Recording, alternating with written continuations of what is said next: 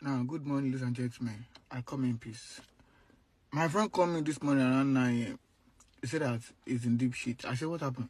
He said his fiancée is in hospital, having difficulty in breathing. I'm like, what can happen? They used to smoke in their hand. He said no, that she check his phone overnight. Now, my point is, leave your partner's phone alone. Some of you,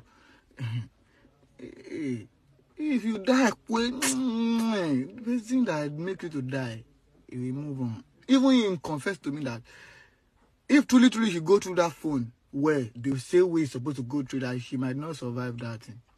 And that for every time that she remember that thing, PTSD go kill her.